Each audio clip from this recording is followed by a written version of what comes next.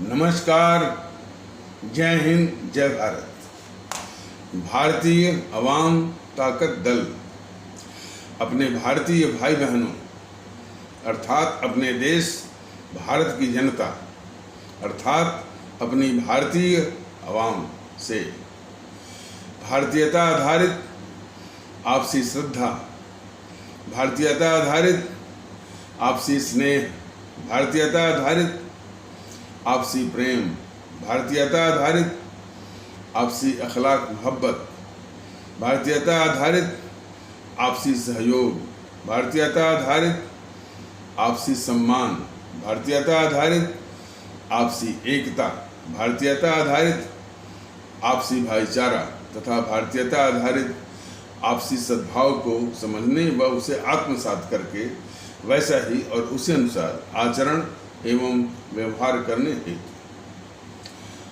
और इसकी अहमियत और महत्व को प्रत्येक देशवासी को समझाकर उसे अपनाते हुए वैसा ही और उसी अनुसार आचरण एवं व्यवहार करने हेतु और प्रत्येक देशवासी को अपना ही भारतीय भाई बहन मानकर, समझकर और अपनाकर उनके साथ वैसा ही और उसी अनुसार आचरण एवं व्यवहार करने हेतु सतत, सदैव और हमेशा अदब के साथ, आदर के साथ अर्ज करता है, विनती करता है।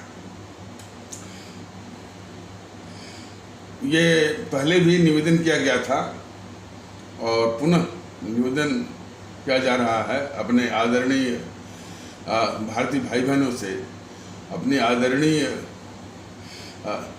भारतीय अवाम से कि ये जो संघर्ष, ये जो जंग भारतीय जनता दल ने छेड़ी है, ये दूसरी आज़ादी की लड़ाई है। कोई कहेगा या हम कह भी चुके हैं, ये दूसरी आज़ादी की लड़ाई पहली आज़ादी की लड़ाई थी उन सफ़ेद अंग्रेज़ों से जो कि बाहर से आए थे।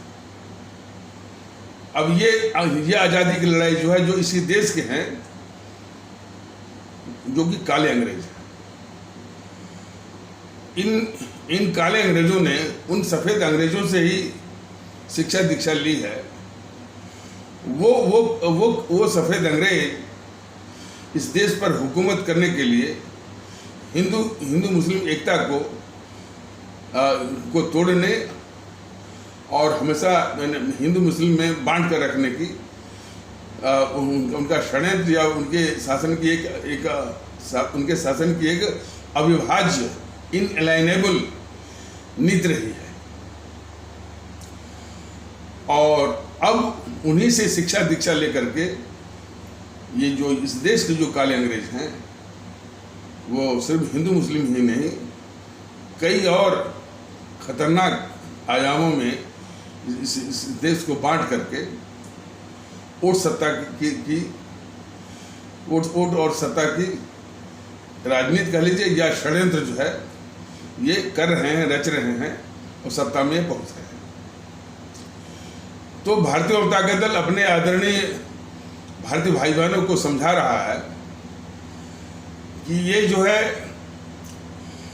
हमारे इस भारतीय समाज को विखंडित करके, इसको कमजोर करके अपने ओट सत्ता की राजनीति करने वाले ये काले अंग्रेजों से ये आज़ादी की उनकी जंग है।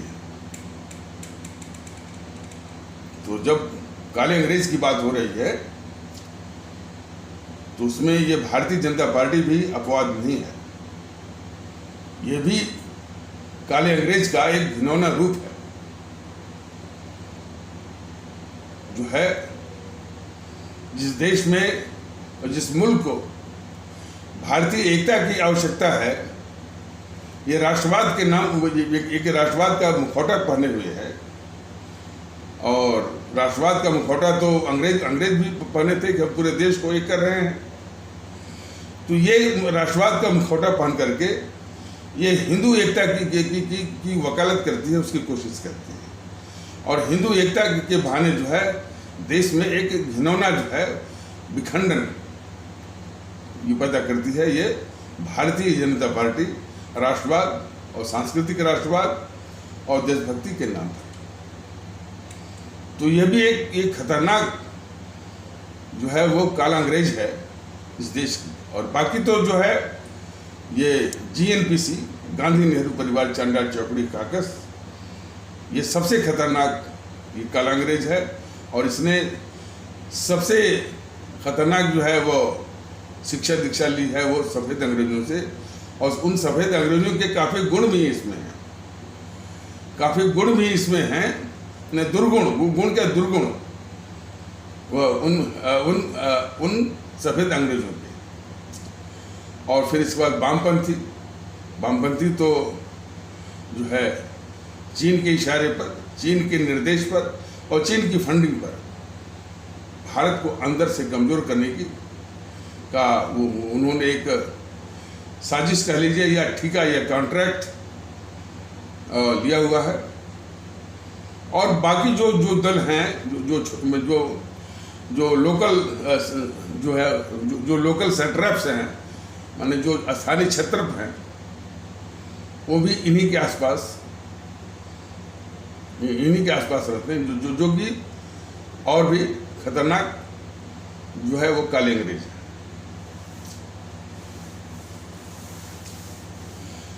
और जहां पर इस देश को भारतीय एकता की आवश्यकता है और हमारी भक्ति जो है पूरी आवाम के प्रति होने की आवश्यकता है, वहीं पर ये सिखाते हैं कि नहीं, आपकी भक्ति जो है वो एक संप्रदाय के प्रति होनी चाहिए, आपकी भक्ति एक जाति के प्रति होनी चाहिए। तो इस तरह से ये एक प्रदूषित वातावरण चल रहा है मेरे देश में। तो कई तरह से जो है ये जो काले अंग्रेज हैं, हमको मानसिक रूप से गुलाम बना करके, तो मानसिक रूप से मतलब यह है हमारी मानसिकता यह होनी चाहिए कि हम एक संवैधानिक राष्ट्र भारतवर्ष में रहते हैं। हमारी स्वामी भक्ति जो है इस राष्ट्र के प्रति और हमारी स्वामी भक्ति अपनी आवाम के प्रति होने की आवश्यकता है। तो जो हमारी आवाम क्या है, यदि देश भारतवर्ष है, भारत है, तो हमारी आवाम भारतीय है।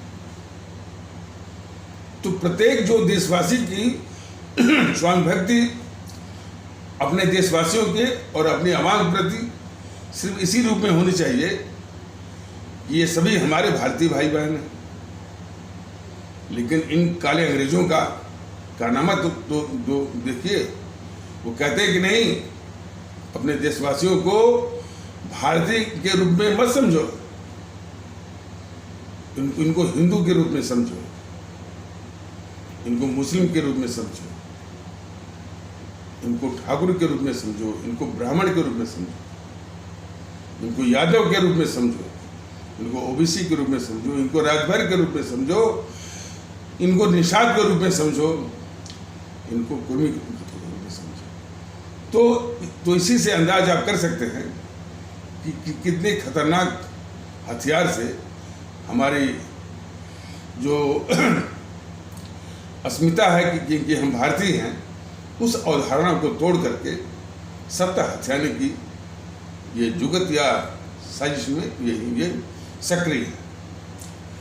तो इसी संबंध में भारतीय आवाम ताकत दल अपने सभी आदरणीय भारतीय भाई बहनों, सभी आदरणीय भारतीय आवाम से नम्र निवेदन करना चाहता है कि भारतीय आवाम ताकत दल का ये जो संघर्ष है, जो अभियान है, जो कोशिश है, अभी फिलहाल सोशल मीडिया के, यूट्यूब के वीडियो के पैगाम के माध्यम से इसमें काफ़ी कुछ सामग्री है देश की और हमारी सबकी दूसरी आज़ादी और दूसरी और वास्तविक आज़ादी। देखिए, पहली आज़ादी तो सफ़ेद अंग्रेजों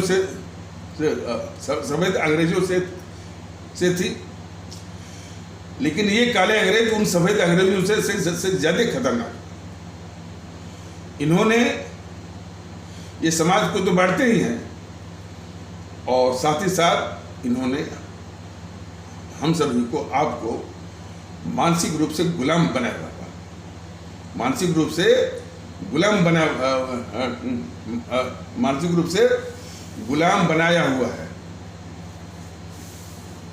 और मानसिक रूप से गुलाम मतलब कि हमारा अस्तित्व, हमारी पहचान कि हम भारतीय नहीं हैं, हम हिंदू हैं। ये सबसे बड़ा हथकंडा है हमारे भारतीय भाई बहनों को मानसिक रूप से गुलाम बनाने का। वो सिखाते हैं कि हम भारतीय नहीं हैं, हम मुसलमान हैं। ये भी उसी तरह से हमारे भारतीय भाई बहनों को गुलाम बनाने का, हमारे भारतीय भाई बहनों को मानसिक गुलाम बनाने का एक खतरनाक वो हथकंडा है। और इसके बाद कई इसी तरह के हथकंडे हैं जो कि सिखाते हैं कि हम जो है, हम भारतीय नहीं हैं, हम ठाकुर हैं, राजपूत हैं, क्षत्रिय हैं, हम ब्राह्मण हैं, यादव हैं, ओबीसी हैं। इस तरह से आपको जो है वो खतरनाक तरीकों से मानसिक गुलाम बनाए हुए हैं। और यही नहीं, वो कहते हैं कि भाई कि आप भारतीय नहीं हैं, आप बंगाली हैं, आप भारतीय नहीं हैं, आप पंजाबी हैं, आप भारतीय नहीं बिहारी आप हैं, आप भारतीय नहीं हैं, आप मराठी हैं, आप भारतीय नहीं हैं, आप उड़िया हैं, आप भारतीय नहीं हैं, आप गुजराती हैं, आप भारतीय नहीं हैं, आप तमिल हैं, आप भारतीय नहीं हैं, आप कन्नड़ हैं, आप भारतीय नहीं हैं, आप तेलुगु हैं, आप भारतीय नहीं हैं, आप वो मलयाली। इस तरह से जो खतरनाक, जो इन सबों का जो दुष्चक्र है, जो षड्यंत्र है, हमारे भारतीय भाई बहनों को मानसिक गुलाम बनाने का और इसी प्रकार मानसिक गुलाम बना करके हमारी वो विवेकशीलता जिसके आधार पर हम ये फैसला कर सके कि कौन हमारा और हमारे मुल्क का हितैषी है और कौन हमारा और हमारे मुल्क का शत्रु है, ये विचार, ये फर्क, ये विवेकशीलता, ये पहचान इन्होंने छीन ली है। छीन करके मानसिक मानसिक गुलाम बना करके इन्हीं जातिवाद, संप्रदायवाद, सांप्रदायिकता, भाषावाद, प्रांतवाद हथियारों से जो है ये उठ सत्ता मतलब हमको मानसिक गुलाम बना करके हमारी विवेकशीलता कौन सी, जो कि हम पहचान कर सकें कि कौन हमारा शत्रु है और कौन हमारा, और कौन हमारा मतलब हमारे भारतीय भाई बहनों का और कौन इस देश का वो हितैषी है और कौन हमारे और कौन हमारी आवाम का और हमारे मुल्क का दुश्मन है। ये पहचान करने की क्षमता, ये पहचान करने की विवेकशीलता उन्होंने हम सभी भारतीय भाई बहनों को इन्हीं जातिवादी, सांप्रदायिक, भाषागत, प्रांतगत जो वो हथियारों से वो विवेकशीलता छीन करके इन्हीं के आधार पर वोट सत्ता हथियाने की साजिश में ये हम सब सक्रिय हैं, लिप्त हैं। तो इसलिए हमारे आदरणीय भारतीय भाई बहनों और हमारी आदरणीय भारतीय आवाम, आपसे ये विनम्र आग्रह है कि भारतीय जनता दल का ने कम से कम 1000 से ऊपर ये वीडियो, और हर एक वीडियो लगभग 1 घंटे से ऊपर का होता है। इसमें सारी सामग्री है आपको मानसिक रूप से गुलामी के दलदल से बाहर निकालने का है। आप सभी को अपनी भारतीय अस्मिता पर वापस लाने का, और इस देश को इन काले अंग्रेजों से निजात दिला करके, आज़ादी दिला करके दूसरी और वास्तविक आज़ादी लाने का काफ़ी सामग्री है। इसलिए आप इस भारतीय जनता दल के इस वीडियो को, यूट्यूब पर वीडियो को जन जन तक आप पहुंचवाइए, और वो बिल्कुल संभव है। मान लीजिए आप नहीं कर पाते हैं, आपके बच्चे जो है काफ़ी होशियार होते हैं, वो कर देंगे, जैसे भी हो इसको। अच्छा, और YouTube पर सीधे भी देखिए, डायरेक्ट जो है YouTube पर भी देखिए, और देखिए, उसको शेयर करिए, बेल आइकन की घंटी भी दबाइए या बजाइए, ताकि वो सब्सक्राइब हो जाए। तो जितने भी वो टेक्नोलॉजीज हैं उनका उपयोग करते हुए इसको जन जन तक, क्योंकि ये इन काले अंग्रेजों से आज़ादी की दूसरी और वास्तविक जो है आज़ादी की जंग है, जो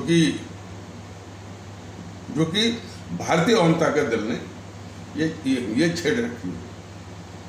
तो आप लोगों के सहयोग के बिना ये संभव नहीं है। और आपका सबसे बड़ा सहयोग है कि इस भारतीय जनता दल के इस अभियान जो अभी फिलहाल सोशल मीडिया के YouTube के वीडियो है, इसके माध्यम से तो इसको जो है जन जन तक आप पहुँचवाइए हर तरीके से। वो मतलब शेयर करना, बेल आइकन को प्रेस करना, ताकि वो सब्सक्राइब हो जाए। तो और भी जो इसकी वो टेक्नोलॉजीज है उनका उपयोग करते हैं। तो हमारे सभी आदरणीय भारतीय भाई बहनों का ये परम राष्ट्रीय कर्तव्य है, जिसको जन जन तक लोगों के मानसिकता में इसका प्रवेश हो, इसको स्थान मिले। और जिस मानसिकता में जातिवाद, संप्रदायवाद और इस तरह के भेदभाव करने वाले वो विचार जो है वो अपना घर बनाए हुए हैं। अच्छा, अब इसके अलावा देश को इसी माहौल की जरूरत है जो कि भारतीय जनता दल यानी परोक्ष रूप से ये भारतीय जनता दल परोक्ष रूप से और अपरोक्ष रूप से उसकी रूपरेखा आप सभी आदरणीय भारतीय भाई बहनों के समक्ष रखता रहता है। तो उसी शासनिक, प्रशासनिक और सामाजिक वातावरण जो है लाने की वो लाएगा भी और लाने की कोशिश भी करेगा। कौन सा वातावरण? कि भारतीयता के आधार पर सामाजिक भी होगा और शासन प्रशासन का भी होगा, और जो डिलीवरी सिस्टम जो है, जो जनता की सेवा करने का जो मशीनरी है, जो तंत्र है, वो भी उसी अनुसार होगा और उसी तरह होने की आवश्यकता है। तो हमारी आवाम को, जो कि अभी जातिवादी दलदल में फंसी हुई है, जो कि अभी सांप्रदायिक दलदल में फंसी हुई है, जो कि भाषाई दलदल में फंसी हुई है, जो कि माने वो प्रांतीय दलदल में फंसी हुई है, उसको निकालना एक बहुत बड़ा और बहुत कठिन काम भी है। बहुत बड़ा, बहुत कठिन, लेकिन बहुत जरूरी राष्ट्रीय कर्तव्य है।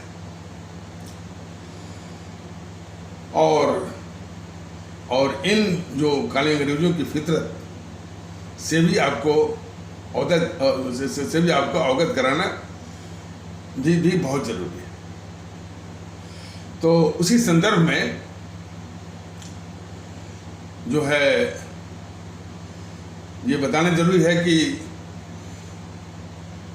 जैसा कि पहले भी बताया गया है कि भारतीय जनता दल की इस 4 साल के इस तरह के प्रयास से कम जीएनपीसी, गांधी नेहरू परिवार चांडाल चौकड़ी अब यह मानने को मजबूर हुई है कि हाँ, नेहरू ने इस देश की जमीन दुश्मन चीन को दी है। लेकिन अब जीएनपीसी इसको इस तरह से कहना शुरू किया है कि हाँ, नेहरू ने जो जमीन दी है दुश्मन चीन को, तो आप उसको वापस लाते क्यों नहीं? तो इस संबंध में भारतीय जनता दल जीएनपीसी वालों को यह कह रहा है कि पहले तुम जो अपने दुश्मन को अपने देश की जमीन थमा है उसके हाथों में, और तिब्बत जो कि इस देश का हिस्सा बनने वाला था, उसको भी थाली में सजा करके दुश्मन देश को थमा है, वही तो देश का गद्दार होता है। तो अब इससे और थोड़ा आगे बढ़ करके जीएनपीसी वाले कम से कम ये तो कहें कि भाई जिसने भारत की जमीन दुश्मन चीन को दी है, और जो भारत का हिस्सा बनने वाला था तिब्बत, वो भी दुश्मन चीन को थमा दिया है, तो वो नेहरू जो है इस देश का गद्दार है। इतनी तो घोषणा करे जीएनपीसी जनता के सामने, देश के सामने, तो हो सकता है शायद भारतीय जनता पार्टी भी यानी उसी के पद चिन्हों पर जो चल रही है, वो भी शायद नेहरू को गद्दार घोषित करने में आगे आएगी। और फिर उसका दूसरा तर्क जो है कि यदि नेहरू ने देश की जमीन जो है दुश्मन चीन को दी है, तो आप वापस क्यों नहीं लाते? तो इनकी निकम्मापनी हो सकती है, लेकिन कम से कम ये तो आपने कबूला कि इस गद्दार नेहरू ने हमारे देश की जमीन, लद्दाख की जमीन अक्साई चीन के रूप में जो है वो 42,000 वर्ग मील वो चीन को दी है। चीन भी, तिब्बत भी वो चीन को दिया है। आपका ये कहना कि आप जो है वापस क्यों नहीं लाते? यदि आप ये इसी गद्दार नेहरू ने, और ये सारा कुछ जो है वो जीएनपीसी वालों को, गांधी नेहरू परिवार चांडाल चौकड़ी काकस वालों को कहा जा रहा है कि इस जीएनपीसी का जो नेहरू था, वह अंग्रेजों से मिलकर के, या माउंटबेटन जो कि गवर्नर जनरल था, उससे मिलकर के जो दस्तावेज बनवाया, जिसमें हमारे परम आदरणीय राष्ट्र महानायक, राष्ट्रभक्त शिरोमणि नेताजी सुभाष चंद्र बोस को राष्ट्रीय अपराधी घोषित किया गया। तो इसके विषय में जीएनपीसी वालों क्या कहोगे कि हाँ, नेहरू ने तो घोषित करवाया, तो आप जो है उसको वापस क्यों नहीं अब करवाते हैं? अब इस तरह का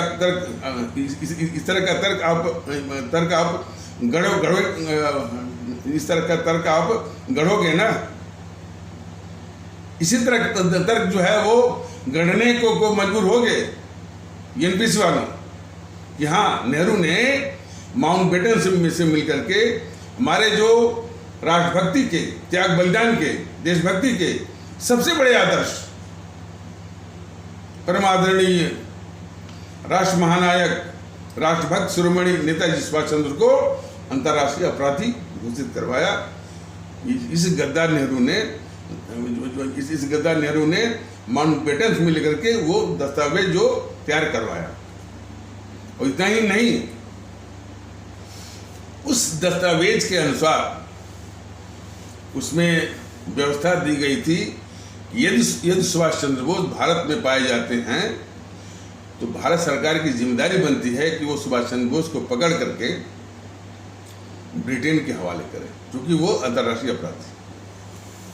तो हमारे इतने परम आदरणीय राष्ट्र महानायक, राष्ट्रभक्त शिरोमणि नेताजी सुभाष चंद्र बोस को जो अंतर्राष्ट्रीय अपराधी जो है वो घोषित करवाता है, तो इसकी गद्दारी के विषय में जेएनपीसी वालों का क्या तर्क है? खैर, तर्क तो ये कुछ भी गढ़ेंगे, लेकिन सबसे बड़ा कर्तव्य हमारे आदरणीय भारतीय भाई बहनों के, इनको पहचानिए कि जेएनपीसी वाले, उसका नेहरू कितने बड़े गद्दार हैं इस देश के। और यदि जेएनपीसी वाले ही को ही गद्दार मानेंगे तो फिर नाइंसाफी होगी इस देश के लिए। इस गद्दार नेहरू को बचाने वाली ये भारतीय जनता पार्टी,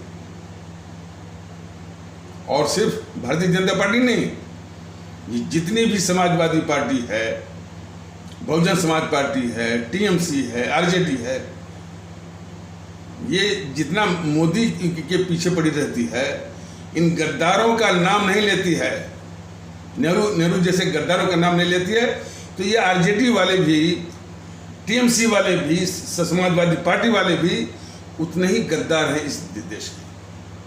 एक नमूना आपको मैं बताता हूं। मुलायम सिंह रक्षा मंत्री थे कभी, शायद जब वो एच डी देवगौड़ा प्रधानमंत्री थे और गुजरात जो है प्रधानमंत्री थे।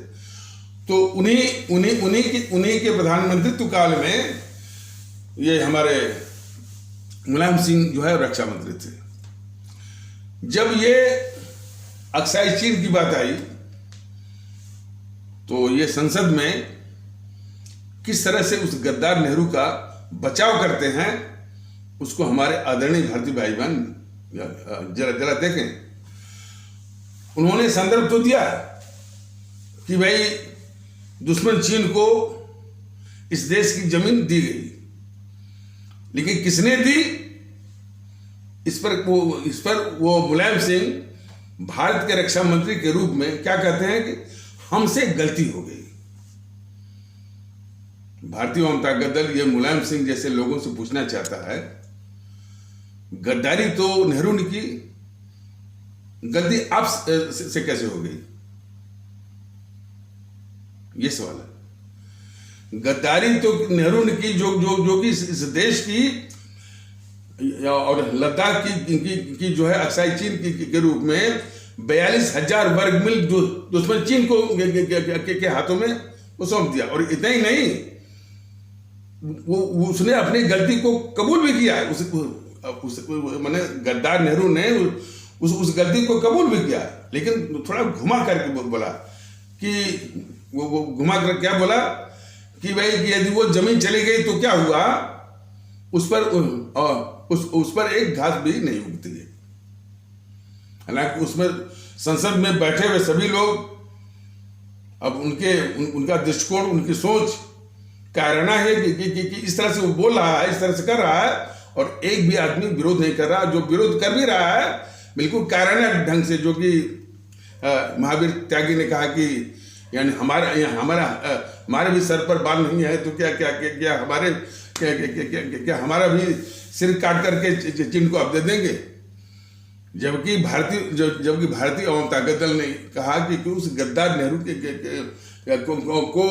को इस तरह का जवाब मिलने की जरूरत थी और मिलना चाहिए था कि वो गद्दार नेहरू, तुम्हारे सिर पर भी बाल नहीं हैं तो क्या तुम्हारी गर्दन को भी काट करके दुश्मन चीन को दे दिया जाए। इस तरह के जवाब की आवश्यकता थी, लेकिन वो कर्ता जो है वो तब भी थी। खैर, तो मुलायम सिंह ने किस तरह से सातराना ढंग से इस गद्दार नेहरू को बचाया। कहा कि हमसे गलती हो गई कि हमने वो जमीन वो चीन को दे दिया।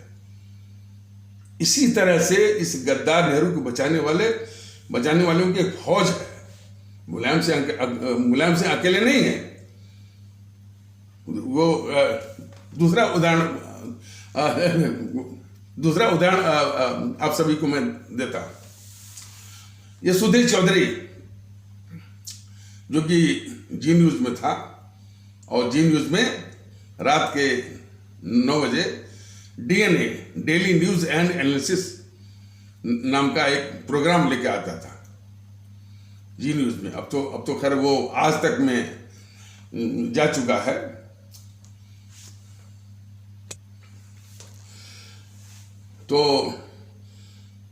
तो ये जब भी ये इसका प्रकरण या संदर्भ आता है कि नेहरू ने अपने देश की जमीन दुश्मन चीन को दी है, तो यह सुधीर चौधरी भी उसी मुलायम सिंह के तर्ज पर कहता है कि हमसे गलती हो गई। अरे गद्दार सुधीर चौधरी, जब ये गद्दारी किया नेहरू ने, तब तो तुम पैदा भी नहीं हुए थे। इस तरह से गद्दार नेहरू को क्यों बचा रहे हो? और अपने को राष्ट्रवादी कहता है, अपने को ये जो है सुधीर चौधरी राष्ट्रवादी कहता है, और गद्दार नेहरू जैसे गद्दारों को किस तरह से बचाता है, इसको भी हमारे आदरणीय भारतीय भाई बहन देखें। नेहरू ने सिर्फ अपने देश की जमीन दुश्मन चीन को ही नहीं दी। हमारे देशवासियों को जानना चाहिए, हमारे आदरणीय भारतीय भाई बहनों को जानना चाहिए कि भारत, ये जो संयुक्त राष्ट्र संघ है, इसका संस्थापक सदस्य है, इसका फाउंडिंग मेंबर है। तो संयुक्त राष्ट्र संघ जो है, भारत के संस्थापक सदस्य होने के नाते उस सम्मान में सुरक्षा परिषद, सिक्योरिटी काउंसिल की जो परमानेंट सीट है, अस्थायी सीट है, वीटो पावर वाली, भारत को मिली हुई थी।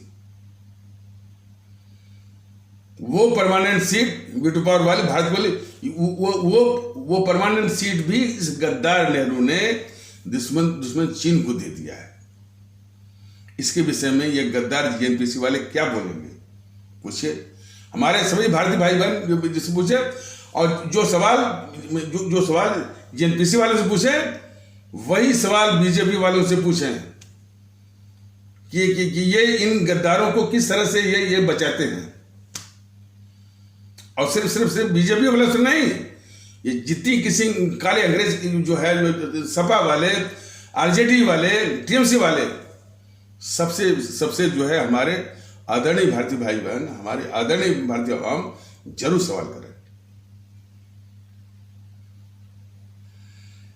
और इतना ही नहीं, जो हमारा अंडमान निकोबार है, वो सामरिक दृष्टिकोण से कितना महत्वपूर्ण है। हमारा जो नेवल बेसेस है, उसी के आसपास है। ये गद्दार जवाहरलाल नेहरू उसी अंडमान निकोबार के ऊपर कोको द्वीप वो बर्मा को थमा दिया। वो जानता था कि जब बर्मा को मिल जाएगा तो बड़े आसानी से, बड़े आराम से वो दुश्मन चीन उससे हथिया सकता है, और उसने हथिया लिया। तो हमारे जो सामरिक दृष्टि से इतना सेंसिटिव, इतना संवेदनशील, इतना महत्वपूर्ण जो हमारा अंडमान निकोबार है, ठीक उसी के ऊपर उसने कोको द्वीप, इसने गद्दार नेहरू ने दुश्मन चीन के हाथों, यानी बर्मा के जरिए दुश्मन चीन के हाथों में दिलवा दिया। तो कितना खतरनाक दुश्मन था ये नेहरू इस देश के लिए। बीजेपी वाले किस तरह से उसकी गद्दारी को और उसके दुश्मनी के कारनामों को ये छिपाते हैं। हमारे आदरणीय भारतीय भाई बहनों को पूरा समझने का अधिकार है, लेकिन हमारे आदरणीय भारतीय भाई बहनों को बस यही कहा जा रहा है कि इस तरह के सभी काले अंग्रेजों से निजात चाहिए, आजादी चाहिए, दूसरी आजादी, वास्तविक आजादी। और नेहरू ने यही नहीं किया। नेहरू ने अपनी भारतीय सेना के लिए, जबकि वो जो माने सन 47 में हमारा जो अंग्रेजों के जाने के बाद हमारा जो सेना अध्यक्ष था उसका नाम था राय बूचर। राय बूचर गया था इस नेहरू के पास, प्रधानमंत्री नेहरू के पास गया था कि अपनी सेना के आधुनिकीकरण के लिए। उस गद्दार जवाहरलाल नेहरू ने सेना अध्यक्ष राय बूचर को यह कहकर भगा दिया कि हमको अपनी भारतीय सेना को आधुनिकीकरण की क्या जरूरत है, हम तो बहुत शांतिप्रिय देश है। ये तर्क दे करके सेना अध्यक्ष को भगा दिया और अपनी सेना के लिए ये गद्दार जवाहरलाल नेहरू एक सुई तक नहीं बनने दिया, जिसके कारण सन 62 की लड़ाई में हमारे तमाम जवान जो है निहत्थे मारे गए। तो हमारे जो तमाम जवान निहत्थे मारे गए उसका सिर्फ जिम्मेदार ये गद्दार जवाहरलाल नेहरू है। ये सारे तथ्य जो है इन बीजेपी वालों से जरूर पूछे जो कि अपने को राष्ट्रवादी कहते हैं। और किस तरह से ये जेएनपीसी को बचाते हैं, इनके बीजेपी वालों के षड्यंत्र को जरा पहचानिए, बाकी तो नाम ही नहीं वो लेते। ये गाथा बड़ी लंबी है, लेकिन हमारे सभी आदरणीय भारतीय भाई बहनों को पूरा हक है, उनका अधिकार है कि सभी जानकारियां सभी जानकारियां इस तरह की सभी जानकारियां जो है उनके पास पहुंचे। तो इसीलिए तो भारतीय अवाम ताकत दल अब अपने सभी आदरणीय भारतीय भाई बहनों से नम्र निवेदन करता है कि सारे वीडियो जो है जन तक पहुंचाइए। इतनी कीमती बेशकीमती महत्वपूर्ण जानकारियां जो है हमारे सभी भारतीय भाई बहनों के पास पहुंचे। इस पर विचार करें, इस पर गौर करें, इस पर जो गंभीर हो। और दूसरी और वास्तविक जो जंग है आजादी को उसको कामयाब बनाने में अपनी पूरी भागीदारी निभाएं।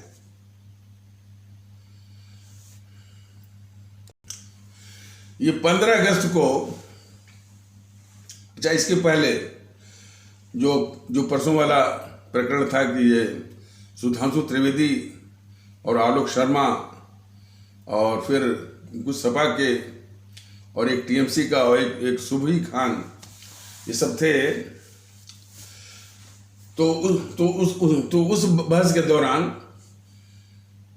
गद्दार जेएनपीसी का वो प्रवक्ता आलोक शर्मा सुधांशु त्रिवेदी के ऊपर आरोप लगा रहा था कि ये जो घर घर झंडे की बात है, तो ये बीजेपी या मोदी सरकार जो है, मोदी महोदय उस चीन से जो मैंने ये अपना जो झंडा जो है अपना सूती कपड़े का जो बनता था, अब पॉलिस्टर से जो अपना तिरंगा बना हुआ है, तो पॉलिस्टर जो है चीन से मंगवाने का यह आरोप जो है आलोक शर्मा सुधांशु त्रिवेदी के ऊपर लगा रहा था। आरोप, तो जिसमें आलोक शर्मा सुधांशु त्रिवेदी के ऊपर जो है चीन से पॉलिस्टर मंगाने का आरोप लगा रहा था। सुधांशु त्रिवेदी की घिघी बंद थी, और उसकी घिघी बंद थी वो भी सिर्फ जानबूझ करके। क्या घिघी बंद थी? ये सुधांशु त्रिवेदी नहीं कह पाया कि तुम्हारा जो राहुल गांधी है उस चीन की कम्युनिस्ट पार्टी से जो समझौता किया वुहान में 2008 में, जिसकी की गवाह के रूप में इसके भी दस्तखत हैं गद्दार सोनिया गांधी के, जो समझौता किया तुमने तो पूरा वो भारत का बाजार ही खोल दिया दुश्मन चीन के लिए। पॉलिस्टर की बात तो बहुत छोटी सी है, ये जो है गद्दार किस्म का ये सुधांशु त्रिवेदी, और गद्दार कहना पड़ेगा। जो देश के गद्दारों को इस तरह से बचाए, हमारे आदरणीय भारतीय भाई बहन भी इसको जरूर समझते होंगे, जरूर मानते होंगे, वो भी इस देश का गद्दार है। हमने बताया कि वो आज़ादी की जंग तो लड़नी ही है, लेकिन इस देश में गद्दारों को चिन्हित करना भी जरूरी है। और ये मानसिकता कहाँ से आती है, इस पर भी हम थोड़ा सा वो चर्चा करेंगे। लेकिन देश में गद्दारों को चिन्हित करना बहुत जरूरी है।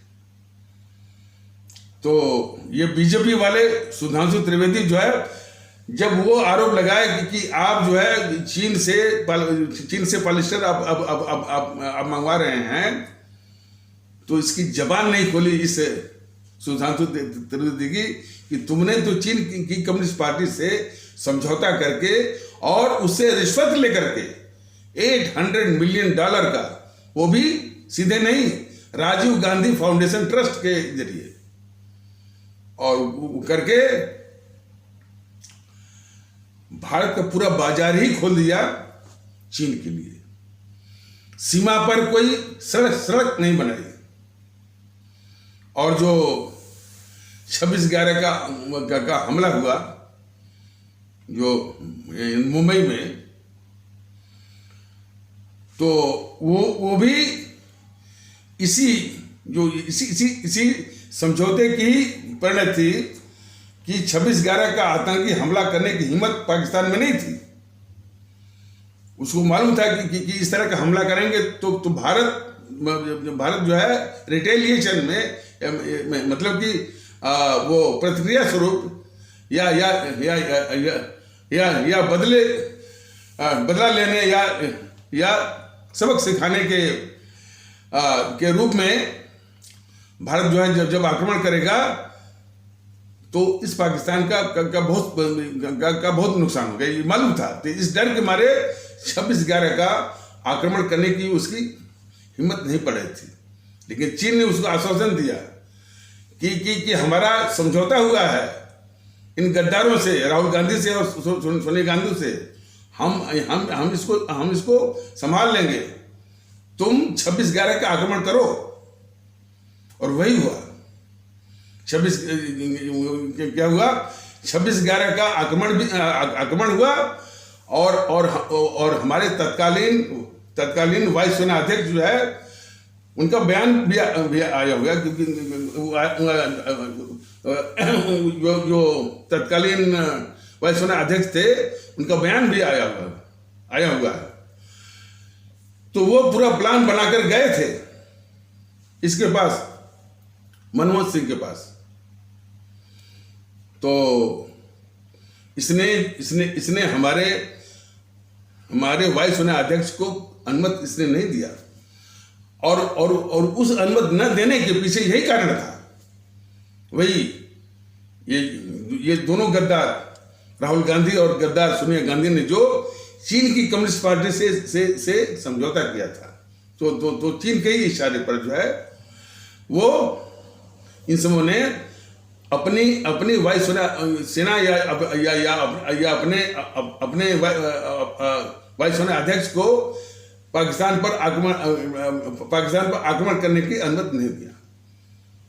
लेकिन इस अपराध को छिपाने के लिए किस तरह का तर्क देता है मनमोहन सिंह, उसको भी जान लीजिए। बराक ओबामा अपनी किताब में लिखते हैं कि जब मैं भारत गया था तो एक सवाल किया था।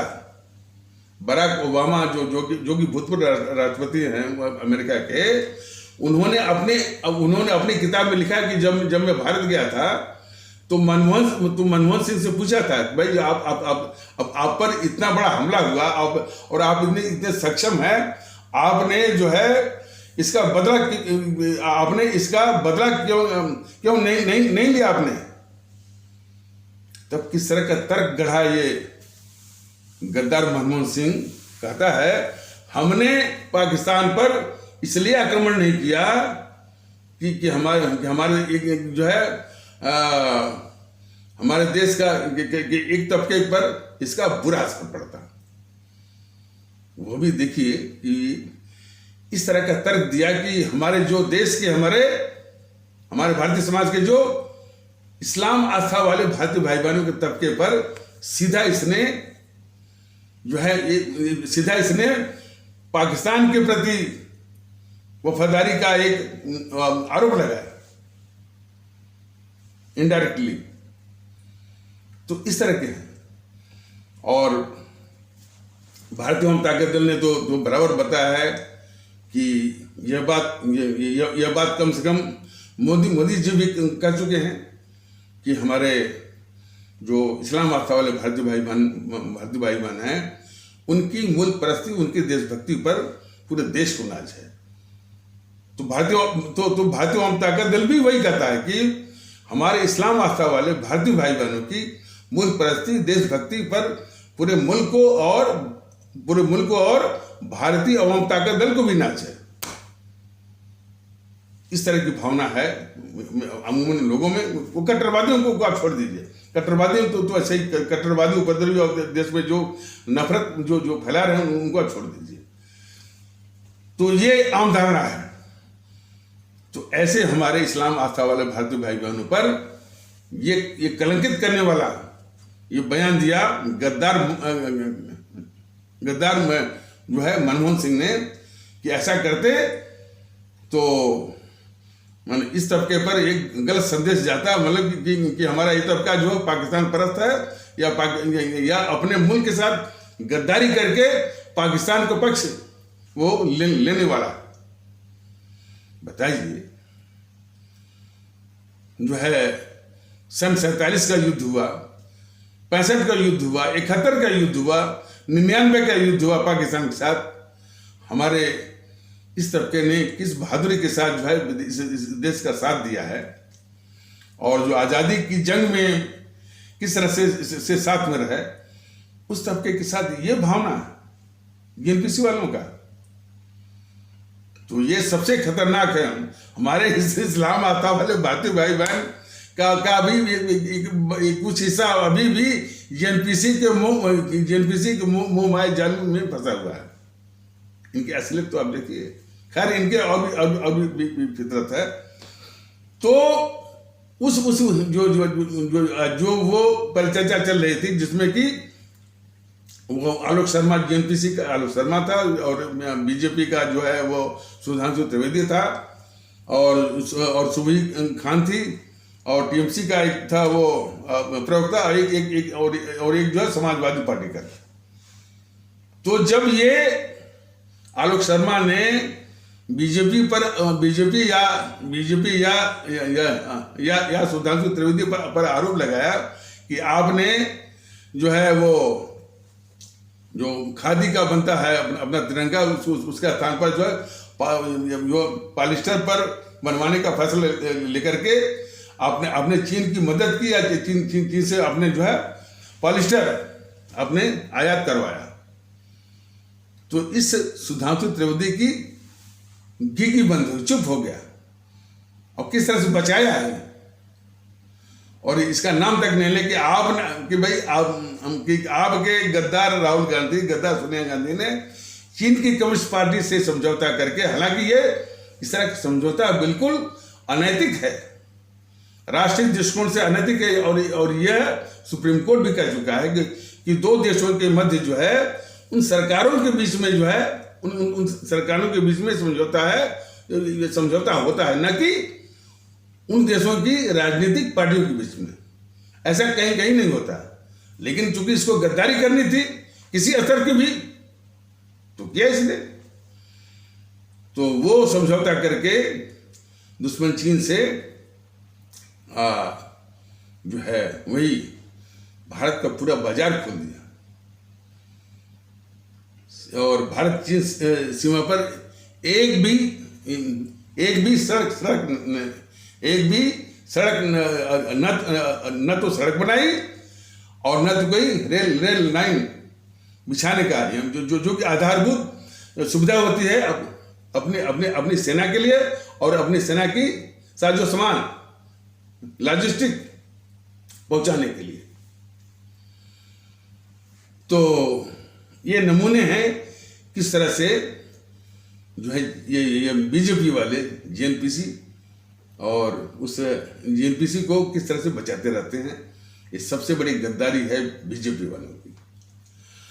लेकिन ये बात जो है सिर्फ बीजेपी की गद्दारी की कही जाए तो हमारे मुल्क के साथ बहुत बड़ा अन्याय है, बहुत बड़ा नाइंसाफी है।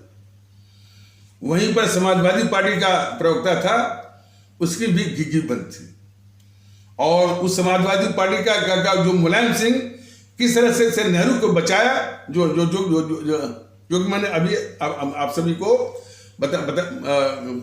बताया है। तो किस तरह से समाजवादी पार्टी चाहे मुलायम हो चाहे अखिलेश हो, नाम तक नहीं लेते भाई, गद्दार नेहरू का नाम तक नहीं लेते, और किस तरह से मुलायम सिंह ने बचाया उस गद्दार नेहरू को। तो देश की स्थिति बहुत ही विकट है। भारतीय जनता दल शायद एक अकेला और पहला राजनीतिक संगठन है जो कि अपने मुल्क में देशभक्ति लाने के लिए, भारतीयता लाने के लिए इन सभी गद्दारों की पहचान अपने सभी आदरणीय भारतीय भाई बहनों से करवा रहा है। दूसरी आज़ादी की जंग जो है वो लड़ रहा है, और दूसरी आज़ादी की जंग जो है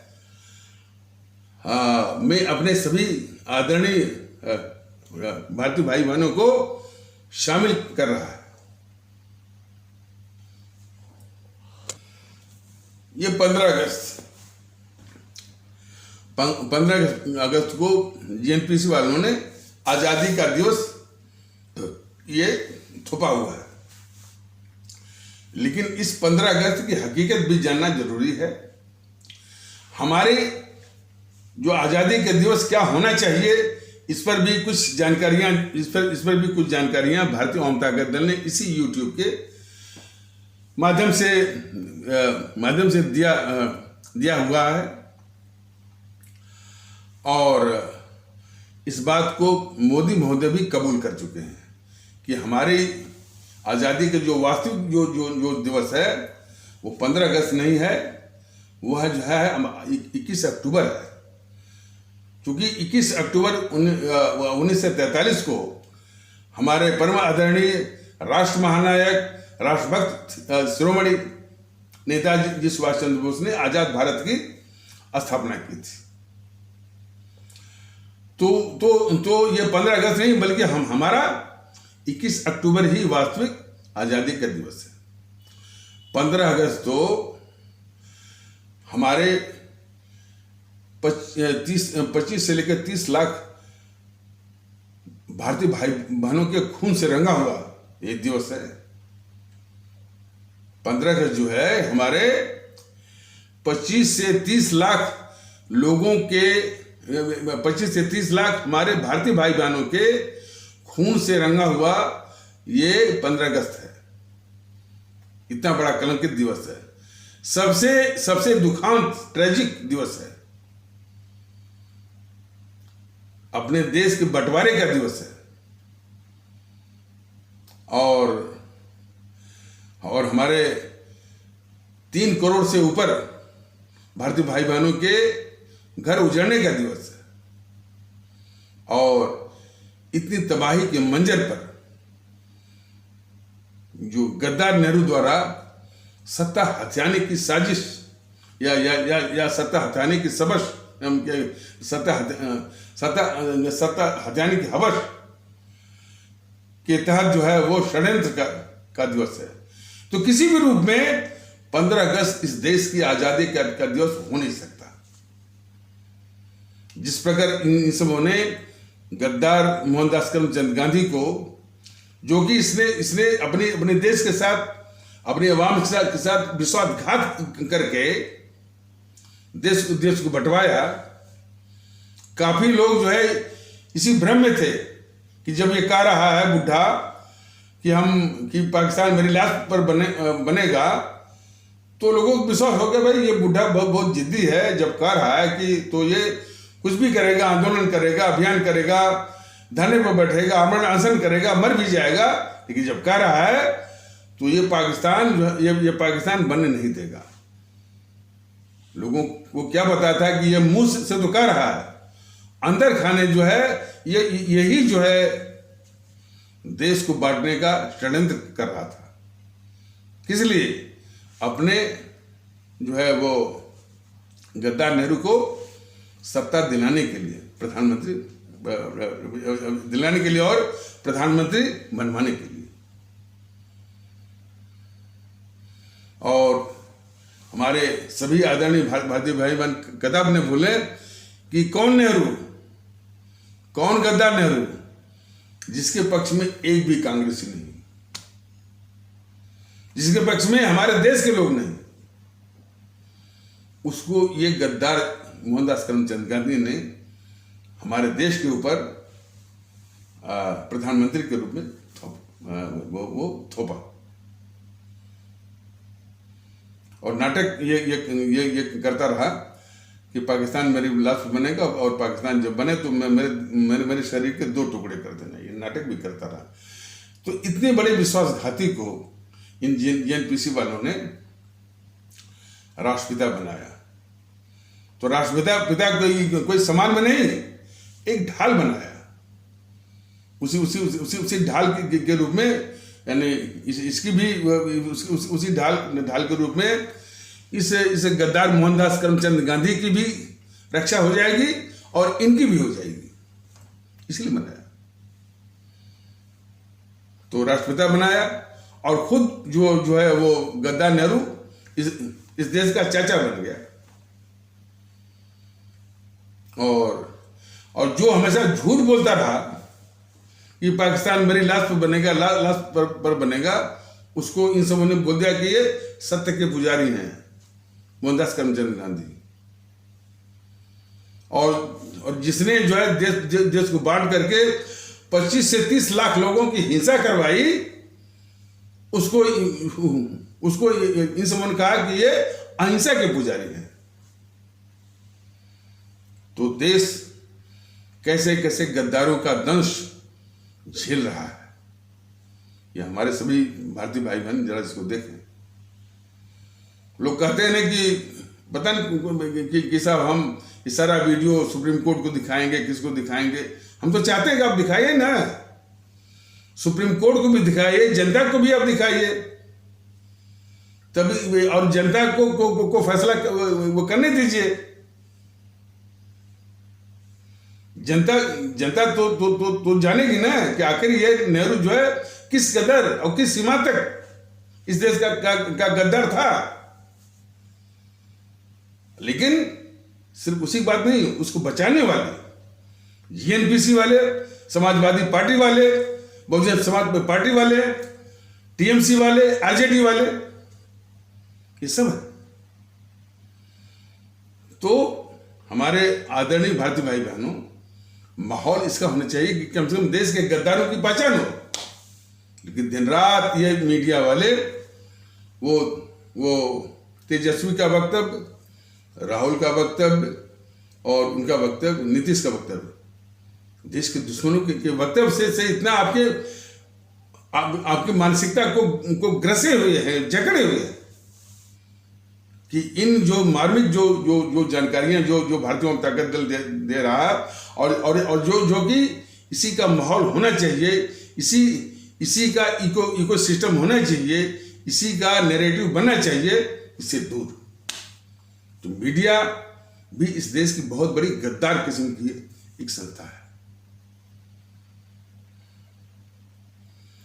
अब देखिए, अब यदि उनके इकोसिस्टम की बात की जाए तो तेजस्वी कह रहा है कि हम ईडी से नहीं डरते हैं, हम सीबीआई से नहीं डरते हैं, हम प्रधानमंत्री से भी नहीं डरते हैं। हम तो चाहते हैं कि हम अपने घर में एक वो कमरा बनवा दें, ईडी के लिए भी, सीबीआई के लिए भी और प्रधानमंत्री श्री मोदी जी के लिए भी। सवाल इस बात का है कि जो हमारे इन संस्थाओं का जो कानूनी जो संस्थाएं हैं, जैसे ईडी है, सीबीआई है, ये हमारे देश की संस्थाएं हैं। और प्रधानमंत्री भी इस देश के कॉन्स्टिट्यूशनल इंस्टीट्यूशन है, संवैधानिक संस्था है। तो संवैधानिक संस्थाओं का इस तरह से अपमान करने वाला किसी प्रदेश का उप मुख्यमंत्री जब भी ये कहे तो निश्चित रूप से यह हमारे संविधान का अपमान है और सीधे ये आकर्षित करता है धारा 356 लगा करके, बर्खास्त करके, इसको लात मार करके यानी बाहर करने का। लेकिन ये जो कायर किस्म का बैठा हुआ है मोदी, ये उसके लिए नहीं है। ये झूठा किस्म का जो राष्ट्रवादी बैठा है, उसके लिए नहीं है। जब हमारी संस्थाओं का अपमान होता हो, ईडी, सीबीआई जो भी है, ये हमारे देश की बेशकीमती संस्थाएं हैं। वो बना जब भी होता है वो माने कुछ होता है, कुछ हो सकता है कि भाई कि वो जो शासक वर्ग है कुछ यानी प्रभावित करता हो, लेकिन इनका काम ही है जांच करना। वो कब जांच करते हैं, कब नहीं करते हैं, ये विषय है ही नहीं। इन संस्थाओं को कमजोर करना कि राजनीति से प्रेरित हर चीज, ये रहेंगे भ्रष्ट। इनके भ्रष्टाचार की यदि जांच सीबीआई करती है, ईडी करती है, तो हर एक के लिए बस एक ही तर्क, वो राजनीतिक विद्वेष, पॉलिटिकल वेंडेटा। तो इस तरह से हमारी संस्थाओं को बदनाम करने वाले और उनकी शाख को गिराने वाले जो है इस देश के शत्रु हैं। और वो शत्रु यदि उप मुख्यमंत्री के रूप में हो या मुख्यमंत्री के रूप में हो, तुरंत जो है वो इसकी पात्रता रखता है कि वो धारा 356 जो संविधान की धारा है उसको उपयोग करके तुरंत इसको बाहर किया जाए। लेकिन यह किसके लिए है? इस गद्दार और निकम्मा मोदी के लिए नहीं है, जो सच्चे अर्थों में राष्ट्रभक्त है और जो हमारे देश की सभी संस्थाओं की इज्जत, प्रतिष्ठा और इकबाल के प्रति जो सचेत है, उसके लिए है। अरे इसने तो अपने प्रधानमंत्री पद की ही गरिमा वो गिरा दी। सब मोदी सब बोलते हैं, यानी किसी को पता ही नहीं कि मोदी को है क्या, प्रधानमंत्री है कि यानी सड़क का एक जो है वो सड़क छाप कोई चलने वाला कोई आदमी है, हर बात के लिए मोदी। तो इसने प्रधानमंत्री पद की गरिमा भी गिराई, उसके इकबाल को तबाह भी किया। और जो लोग जो है हमारे देश की कीमती और वैल्यूएबल और इम्पॉर्टेंट जो हमारे इंस्टीट्यूशंस हैं, जो हमारे संस्थाएं जो हैं, उनके इकबाल को इस तरह से इकबाल और उनकी शाख को जो चोट पहुंचा रहे हैं, उनको भी छुट्टा छोड़े हुए हैं। तो भारतीय जनता दल का स्पष्ट कहना है कि कि इस जो है वो नीतीश कुमार की सरकार को तुरंत जो है बर्खास्त किया जाना चाहिए। मोदी महोदय, यदि थोड़ी भी आप में गैरत है देश की संस्थाओं की शाख की रक्षा करने की। ममता बनर्जी इतनी गाली आपको देती रही, लेकिन कभी भी आपने वो जो है बर्खास्त नहीं किया। और वही हाल जो केरल का है, जो वो पिनरई विजयन, वो भी आपको बोलता रहा, गहलोत भी आपको बोलता रहा। आपने तो जो जेएनपीसी को बचाने की जो गद्दारी तो आपने की ही है मोदी महोदय। आपने जो पहली बार आज़ाद भारत के इतिहास में प्रधानमंत्री पद की जो गरिमा है, जो इकबाल है, जो प्रतिष्ठा है, जो उसका रोब, एक बार मैंने सुना था इसका भाषण लालू प्रसाद का संसद में कि देश जो है रोब से चलता है। बात सही है, देश कायरता से नहीं चलता है। लेकिन ये जितने भी बीजेपी के जो यूट्यूबर हैं, वह जो है मोदी महोदय की इस कायरता का और जो ये जेएनपीसी को बचाने की जो गद्दारी कर रहे हैं, इस पर एक शब्द नहीं बोलते। और बस वो वर्णन करेंगे, डिस्क्रिप्शन देंगे किसका, राहुल का, सोनिया का, वो नीतीश कुमार का, सिर्फ वर्णन करेंगे। अरे भाई, इसका इलाज करने की जिम्मेदारी जो है मोदी महोदय की है। इस पर जितने भी यूट्यूबर हैं, चाहे वो प्रदीप सिंह हो, चाहे वो हर्षवर्धन त्रिपाठी हो, चाहे वो मनीष ठाकुर हो, इस पर एक शब्द नहीं बोलते। तो ये मोदी महोदय की जेएनपीसी को बचाने की जो गद्दारी है, चाहे उनकी जो है वो निकम्मपनी है, इस पर एक शब्द न बोल करके मोदी महोदय की जो निकम्मपनी है उसको ढकने का बराबर ये वो षड्यंत्र करते हैं और उसका एक स्वांग वो रचते हैं। बीजेपी के जितने भी शिवा सालार, यूट्यूबर, प्रदीप सिंह, मनीष ठाकुर, हर्षवर्धन त्रिपाठी इत्यादि लोग। तो हमारे देश में किस तरह का माहौल ये पैदा कर रहे हैं हमारे नकली राष्ट्रवादी बीजेपी वाले और मोदी को। ये बीबीसी इस देश में क्या जहर उगलता है, ये द हिंदू पेपर हमारे देश में क्या जहर उगलता है, इस संबंध में एक सूचना अपने सभी आदरणीय भारतीय भाई बहनों से साझा करना जरूरी है कि हमारे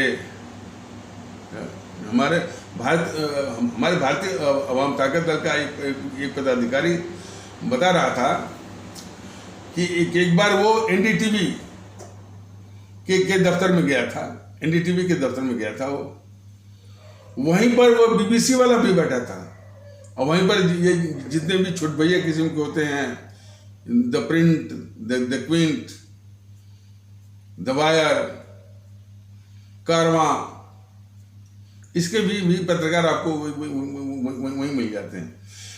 जब उनसे पूछा गया कि भाई कि आप लोग यहाँ कैसे, कि भाई सारी खबरें हमको एनडीटीवी तो देता है, तो एनडीटीवी की खबरों को ही आधार बना करके, और एनडीटीवी इस देश का एक गद्दार वो मीडिया है, सबसे वो सबको मालूम है।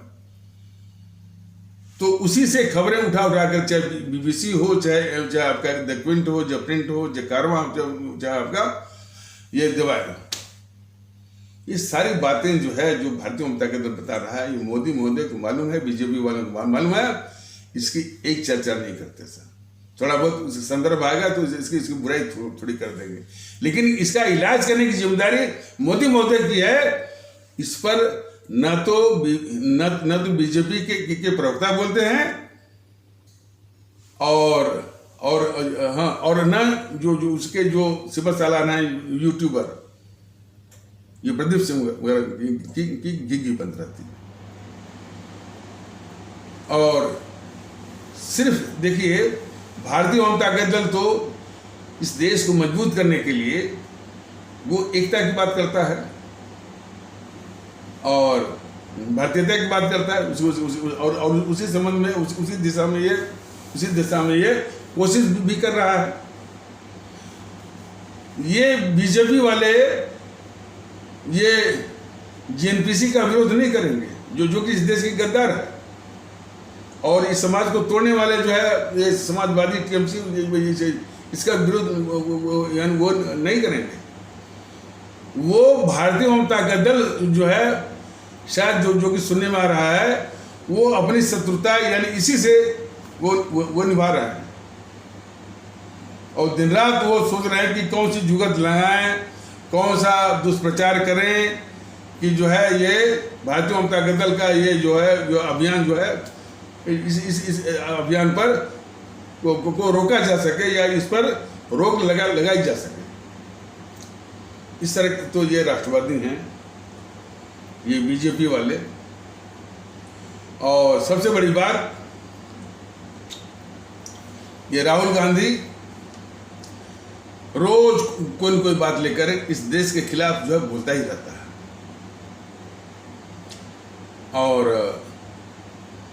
और मोदी जी के शह से, मोदी जी के सपोर्ट से और मोदी जी के शासन के तत्वाधान में, तो कहाँ तक ये जो दुखड़ा है देश का और हमारे भारतीय भाई बहनों का, कहाँ तक ये बताया जाए ये मोदी महोदय के शासन के अधीन वो जो कांग्रेसी था या जेएनपीसी वाला कह रहा था कि भाई हमको यानी हमको खतरा या डर बीजेपी से भी नहीं है, नीतीश से भी नहीं है, किसी से नहीं है, हमको खतरा सिर्फ जो है वो जो यूट्यूब वाले सर हैं, यानी मतलब कि मेरा संदर्भ वो दे रहा था। हालांकि ये चीज़ मैं कह चुका हूँ, लेकिन दोबारा स्पष्ट करने की आवश्यकता है। तो वो कह रहा था कि इसलिए कि भारतीय जनता दल जो प्रयास कर रहा है और जिस चीज़ के लिए प्रयास कर रहा है कि जो हमारे देश का एक बहुत बड़ा तबका जो कि उसकी दिली इच्छा है, क्या दिली इच्छा है? सुकून, शांति। तो सुकून शांति जो है वो भारतीयता के ही माध्यम से संभव है। सभी लोगों में यदि भारतीयता की भावना आ जाए, वो भाईचारा आ जाए, सभी लोग ये भूल करके कि हम हिंदू हैं या मुस्लिम हैं, हम सभी लोग भारतीय हैं, और सब में यदि शांति आ जाए, सद्भाव आ जाए, सुकून आ जाए, इसी की चाहत हमारे देश का एक बहुत बड़ा तबका, उसकी एक दिली इच्छा है। तो उसी दिली इच्छा को पूरा करने के लिए अपने आवाम की इसी दिली इच्छा को पूरा करने के लिए भारतीय जनता दल ये कर रहा है, प्रयास कर रहा है। इसलिए वो जेएनपीसी या कांग्रेस का कह रहा था कि भारतीय जनता दल ने अपने उस तबके का दिली इच्छा को पकड़ा है। तो इसलिए ये काफ़ी चीज़ जो है हमारे उस तबके में, खास करके इस्लाम आस्था वाले भारतीय भाई बहनों के तबके में, हमारे उपेक्षित भारतीय भाई बहनों के तबके में ये मुद्दा बहुत ही लोकप्रिय हो रहा है। तो इसलिए वो खतरा वो मानता है वो जेएनपीसी वाला वो नेता जो है खतरा मानता है भारतीय आवाम ताकत दल को। तो देखिए मैंने जो अब देखिए इसको समझने की आवश्यकता है कि जो प्रयास जो है भारतीय जनता दल हमारे इन जो खास करके हमारे इस्लाम आस्था वाले भारतीय भाई बहन हैं, हमारे उपेक्षित भारतीय भाई बहन हैं, लेकिन भारतीय जनता दल कहना कि सिर्फ इन्हीं के लिए नहीं, ये सबकी जो है सुकून शांति के लिए, हमारे जो हिंदू सनातन आस्था वाले भारतीय भाई बहन हैं, हमारे अन्य दूसरे जो भारतीय भाई बहन हैं, सबके सुख शांति के सुकून के लिए ये भारतीयता का एहसास बहुत जरूरी है। और जो अपने को उपेक्षित समझते हैं, जो समझते हैं कि भाई ये हमारी नीयत में है, कुछ बदल नहीं सकता, बिल्कुल बदला जा सकता है।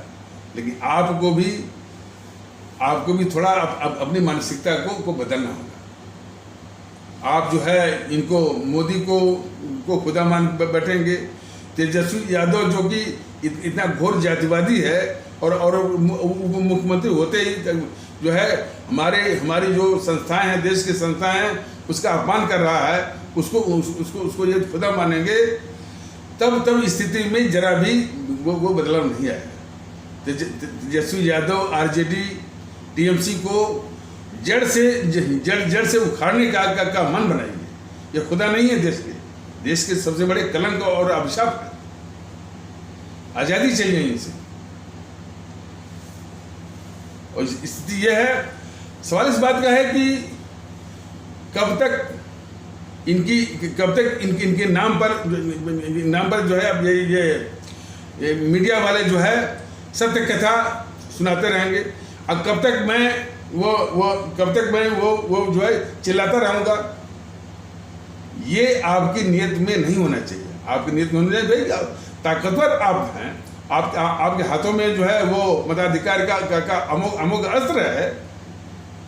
इन सारी जो है देश विरोधी ताकतों को, चाहे वो बीजेपी के रूप में हो, चाहे आपके वो एनपीसी के रूप में हो, चाहे आरजेडी के रूप में हो, इनका निदान करने की जिम्मेदारी आपकी है। और उसका जो मीठा फल है वो आपको मिलेगा। तो मताधिकार का अमोघ अस्त्र आपके पास है, लेकिन आपको जातिवाद, संप्रदायवाद, भाषावाद, प्रांतवाद के दलदल से बाहर आना पड़ेगा। राष्ट्रीय दृष्टिकोण के साथ, और जो आज़ादी की जो जंग है, दूसरी आज़ादी और वास्तविक आज़ादी की जंग, तो उस मानसिक दलदल से बाहर आइए, अपने को भारतीय मानिए और भारतीय होने के एहसास के साथ ही जो है वैसा बर्ताव करिए और एकता लाइए। और सभी लोग एक होकर के इन भारत विरोधी काले अंग्रेजों को खात्मा करने के लिए वो किस पर, ईवीएम मशीन पर, वहीं से एक अच्छी शुरुआत बने। The beginning of a good beginning संभव है। तो इन्हीं आवश्यक शब्दों के साथ इस आवश्यक परिचर्चा को यहीं पर विराम दिया जाता है। तब तक के लिए नमस्कार, जय हिंद, जय भारत।